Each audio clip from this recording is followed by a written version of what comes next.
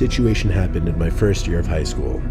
I was 15 years old and lived pretty far from school, which resulted in me taking public transportation to and from there. My Instagram was set to public back then, and I never really cared much about who followed me, which, in retrospect, being a young teen, I should have. My page was pretty standard. I was visible in most of my posts, posing by myself or with a couple of my friends for the most part. I also post a lot of my story, which for those of you who don't know, allows users to share photos and videos to their story for 24 hours. In those stories, I would sometimes include a shot of me waiting for the bus or at the subway with music playing in the background. I remember posting such one day, and randomly looking at my stories and seeing who viewed them. I had around 120 views, most of them from people I knew. One account in particular stuck out. The profile pic showed an unfamiliar middle-aged man. The selfie was taken at a weird close-up angle, like those cliché parent selfies. He had seen every one of my stories posted.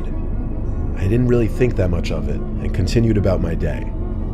Hours later, when I was nearing sleep at around 2 a.m., I got notifications that that same man had requested to DM me, followed me, and liked all my posts. I had about 12 posts, so it wasn't a crazy amount of notifications. I opened his DM and it just said, "Hey," with a smiley face. I definitely found this crazy weird, so I didn't respond and checked his profile. His username was odd. Sam with a bunch of numbers.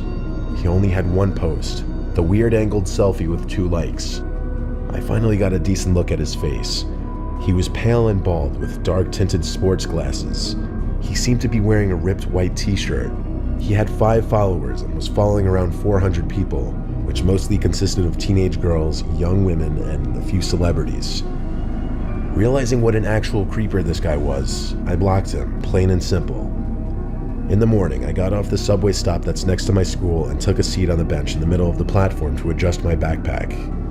Upon doing this, I felt someone watching me. The platform was packed with people, so I thought maybe it was just my anxiety. I rose up and turned to find the now familiar middle-aged creep staring at me.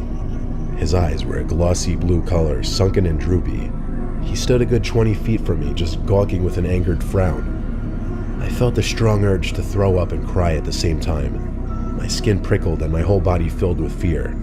Everything I was feeling was multiplied by 1,000 as I realized he was slowly walking towards me. No one paid him any attention. No one batted an eye, and I remember breathing hard and heavily, wishing someone would pick up on what was happening. I turned and speed walked around and past people trying to lose him.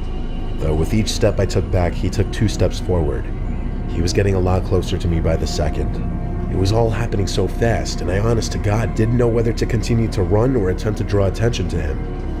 I ran into a woman with a seemingly friendly face on the stairs, and that's when I decided on the latter. I told her that guy in white is following me. As I spoke, I heard my own voice quiver, and that's when I realized how afraid and panicked I actually was. She noticed the man I was referring to at the bottom of the steps, and right away she called him out. She told him to stop following me or she'd call the police. Her shouts made him freeze as others began to stop and take note of the situation. She stood protectively in front of me, waiting for his next move.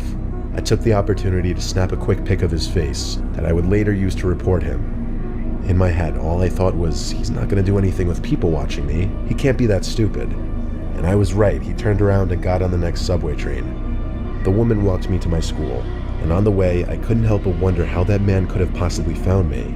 And then I remembered. I posted a story of the subway stop I got off. That realization alone made my skin crawl and taught me a very important lesson to never reveal your specific location to your public social media. After the woman walked me to my school, I thanked her and actually gave her a hug. I don't know what I would have done if she hadn't stepped in. I wasn't brave enough to say anything to the man, so frozen in fear. But that woman was, and I'm forever grateful for her. And I hope that if anyone is ever in her position, that they will step in and use their voice to help.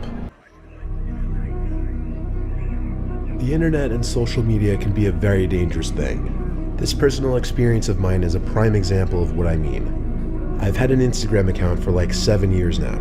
I used to post on it a lot more when I was younger. These days I really don't post at all, and I only open the app like once a day just to browse my friends' posts or whatever. Well, recently I lost my phone. I figured it was time for a new one anyway though. I I did try the whole find my iPhone thing, but it said my phone was like 30 miles away. It just wasn't worth it for that old phone. Moving on, one day not too long ago, I got a DM from a kid from high school that I hadn't spoken to in years. In fact, I didn't even follow him. I peeped what he DM'd me, and it was a heads up message. He was bringing it to my attention that someone was using my pictures on a fake Instagram account. He shared the profile in question with me, so I had a look and realized he was right. There was this entire account pretending to be me, just using a different name. There were pictures I'd never even posted on Instagram before on there, pictures exclusive to my old phone. My head was spinning. I actually felt sick over this. I immediately assumed whoever found my old phone somehow bypassed the password. The account had 50 followers and it was following around 150 people. The posts all got like 5 to 10 likes. Most had no comments, but some had basic comments like a flame emoji or whatever. This account was literally pretending to be me. It had a story posted, so I went to check that, and I felt even more sick to my stomach. It was a boomerang panning from my house to my car over and over, as if they were showing off both. A boomerang is basically just a looping 2-second video that goes back and forth from one point to another.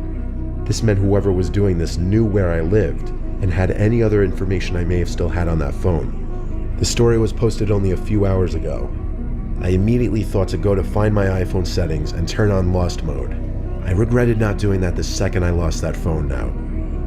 When I tracked my old phone one last time, I was in for another horrible surprise.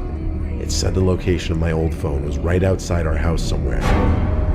There's a lot of space between houses in our gated community, so there was no mistaking that person was still out there on the property somewhere. I turned on lost mode on the old phone, then ran downstairs to get my roommate Corey's attention. It seemed he was already occupied though, by his husky barking at something in the backyard. Corey was standing by the door watching his dog. I explained in as few words as possible because I felt the situation was dire. We stepped out into the yard together to call his dog in. He was out in the grass barking rather viciously at someone or something out of sight. The dog was barely visible because it was so dark out.